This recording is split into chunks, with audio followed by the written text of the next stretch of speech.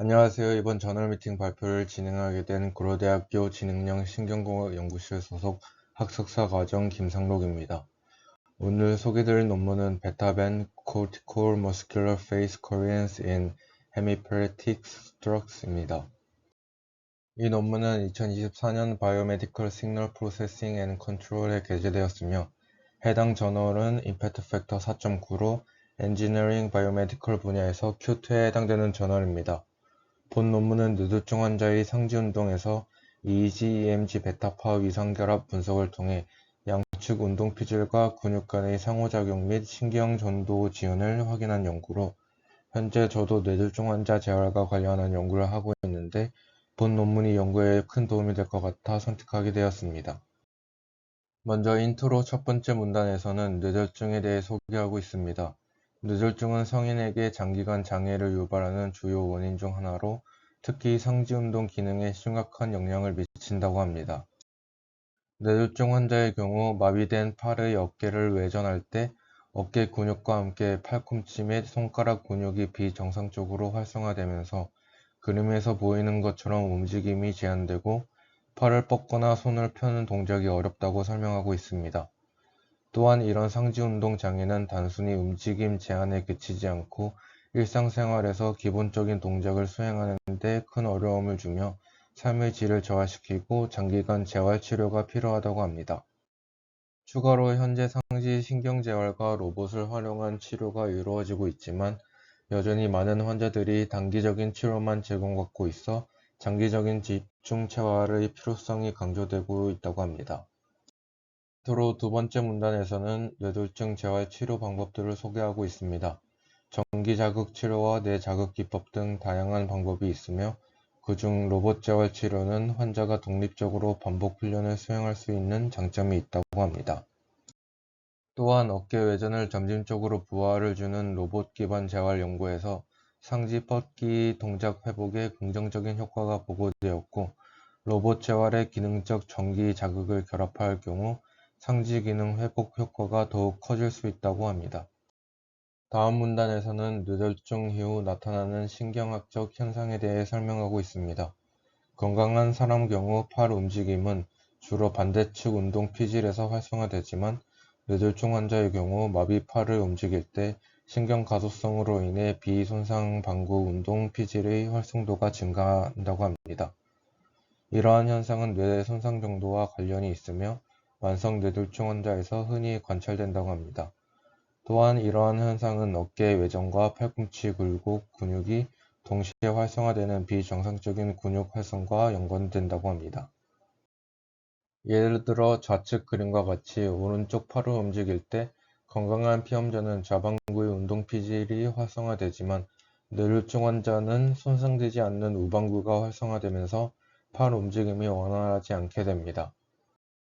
최근 연구에 따르면 뇌졸중 환자의 비손상 방구의 간접적인 피질 망상 촉수로 경로가 구조적으로 변화하며 이 변화가 운동장애 수준과 밀접하게 연관된다고 합니다.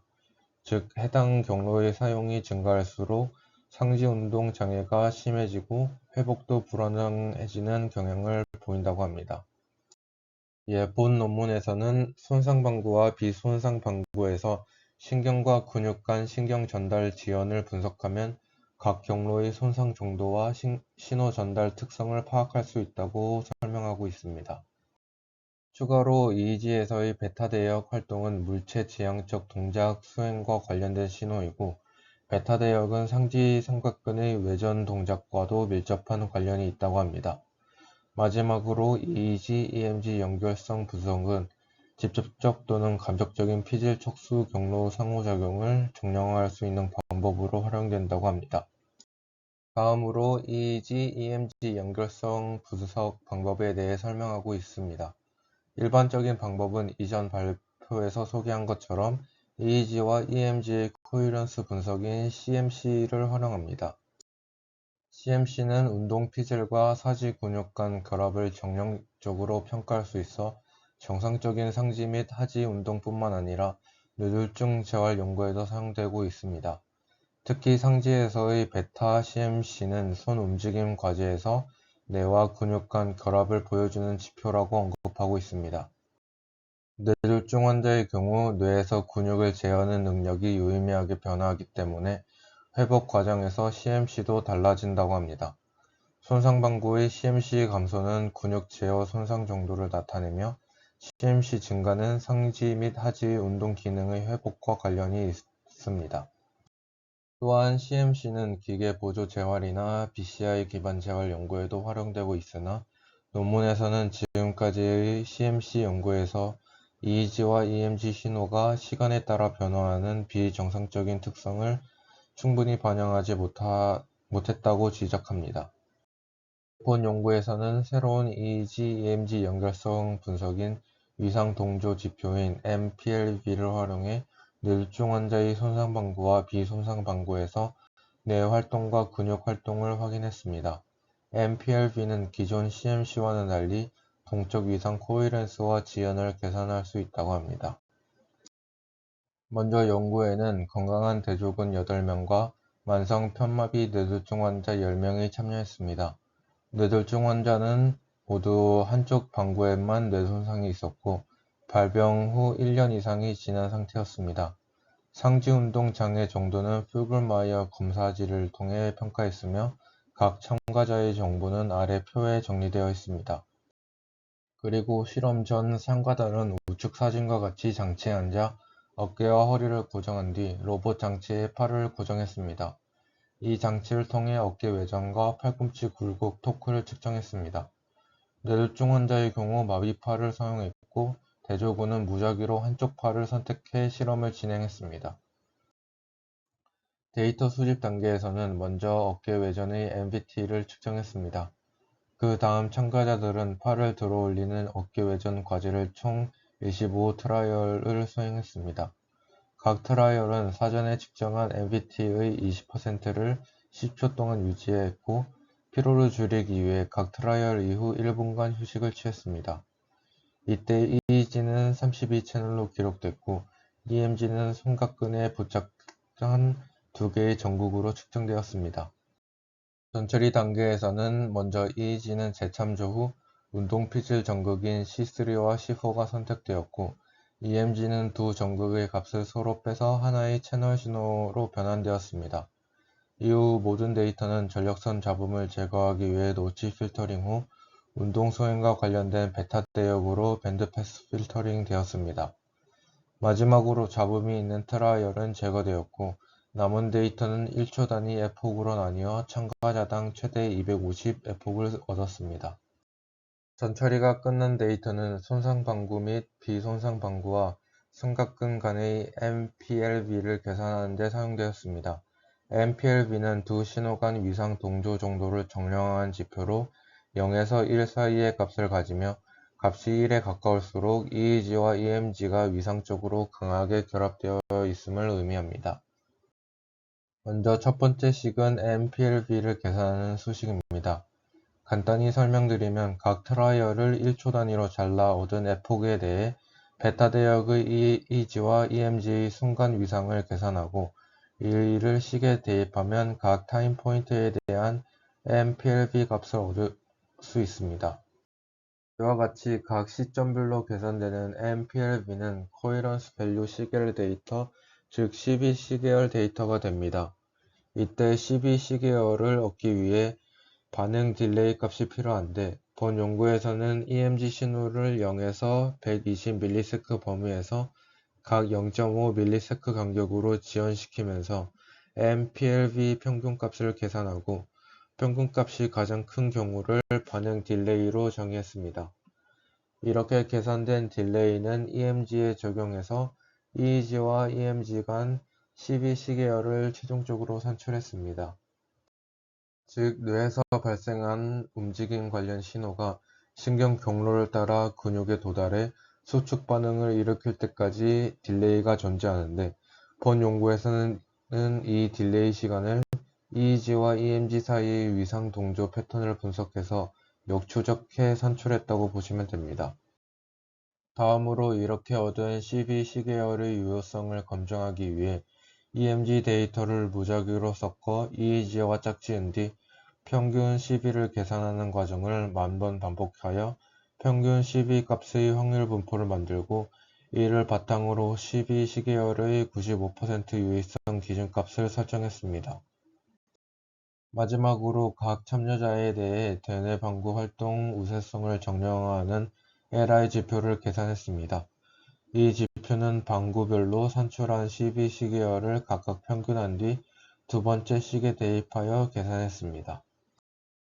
다음은 결과입니다. 좌측 그림은 한 뇌졸중 환자의 데이터로 마비된 팔의 근전도 신호와 손상 방구 뇌 영역의 EEG간 이상 동조를 반응 딜레이를 고려하여 계산한 CB 시계열이고 빨간색 점선은 95% 유의성 기준값을 의미합니다. 우측 그림은 반응 딜레이를 구하는 방법을 보여주며 한 대조군 참가자의 EMG 신호를 일정 간격으로 지연시키며 평균 CB를 계산하고 이때 평균 CB의 피크 지점을 반응 딜레이로 판단합니다. 다음은 대조군과 뇌졸중 환자의 비교 결과입니다. 좌측은 EEG와 EMG의 CB 시계열을 시간에 대해 평균한 값을 박스 플롯으로 그린 그림으로 대조군은 실험에 활용한 팔의 반대쪽 방구에서 뇌졸중 환자의 손상 방구에서 분석한 결과입니다. 논문에는 두 집단 간 CB 값에는 통계적으로 유의미한 차이가 없었으나 해당 값의 범위는 사전 연구에서 보고된 베타 대역 CMC 값의 범위 내에 포함되어 있다고 언급하고 있습니다. 우측 그림은 신경 전도 딜레이를 비교한 결과로 뇌졸중 환자는 손상 방구와 근육 사이의 신경 전도 지연이 대조군에 비해 통계적으로 유의미하게 더 긴 것으로 나타났습니다. 이러한 결과는 뇌졸중 환자의 손상된 방구에서 신경학적 손상이 존재함을 보여주며 지연 증가는 운동 피질에서 척수로 이어지는 직접적인 신경 경로가 손상된 데에서 비롯된 것으로 해석하고 있습니다. 하지만 본 연구에서는 이러한 신경 전도 지연이나 평균 CB 값과 운동 기능 지표인 퓨글마이어 점수 간의 상관관계는 확인되지 않았다고 합니다. 저자들은 이러한 이유를 연구 대상자 수가 제한적이었기 때문에 라고 설명하고 있고 향후 더 많은 대상자를 포함한 연구에서 상관관계가 드러날 수 있다고 언급하고 있습니다. 결과는 뇌졸중 이후 비손상 방구의 신경 가소성과 관련된 결과입니다. 먼저 LI 결과에서는 두 집단 간 통계적으로 유의미한 차이가 나타나지 않았습니다.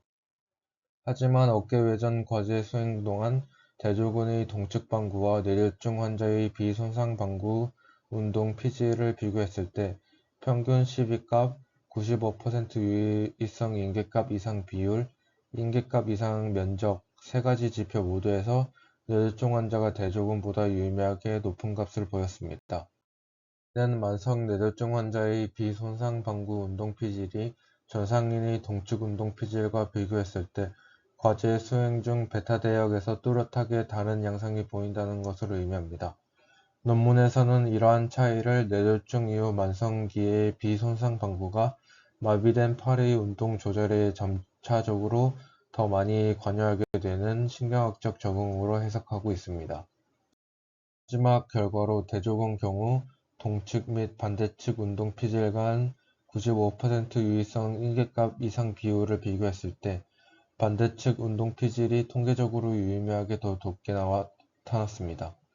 이 결과는 단일 상지 운동 과제를 수행할 때 동측과 반대측 운동 피질이 서로 다른 역할을 담당하고 있음을 시사합니다. 반면 뇌졸중 환자의 경우 동측 및 반대측 평균 CB 분포가 서로 수렴하여 유의미한 차이를 보이지 않았다고 합니다. 이는 앞서 언급한 바와 같이 뇌졸중 이후 비손상 방구가 마비된 팔의 운동 조절에 더 많이 관여하기 때문으로 해석할 수 있습니다. 콘클루션입니다. 본 연구는 건강한 대조군과 만성기 뇌졸중 환자를 대상으로 어깨 외전 과제 수행 시 EEG와 EMG의 위상 동조 분석을 통해 상지 운동 회복 양상을 확인했습니다. 그 결과 뇌졸중 환자에서 신경 전도 지연이 유의미하게 증가했으며 베타 대역에서는 비손상 방구 운동 피질의 신경학적 적응이 관찰되었습니다. 이러한 적응은 손상된 방구의 기능 저하를 보완하는 역할을 할 수 있으나 동시에 마비된 팔의 운동장애를 심화시킬 수 있는 양면적인 결과를 보였습니다. 저 또한 뇌졸중 환자의 재활 연구를 진행하고 있는데 EEG, EMG 코히런스와 두 신호의 지연이 재활 지표로 활용될 수 있는지 고민하던 중 접한 논문이었고 제가 생각했던 부분과 유사한 점이 많아 흥미롭게 읽을 수 있었습니다. 다만 몇 가지 아쉬운 점도 있었습니다. 먼저 그룹별 피험자 수가 적어 앞서 언급했듯이 퓨글마이어 점수와의 상관관계를 확인하지 못한 점이 아쉬웠습니다. 또한 논문에서는 LI 지표를 계산하는 과정을 정확하게 설명했음에도 결과 해석에서는 뚜렷한 논의가 부족했다는 점이 아쉬웠습니다. 마지막으로 연구 대상자가 모두 뇌졸중 발병 1년 이상 지난 환자들이라 재활 과정에서 다른 변화를 살펴볼 수 없었던 점도 한계로 느껴졌습니다. 이상으로 발표를 마치겠습니다. 감사합니다.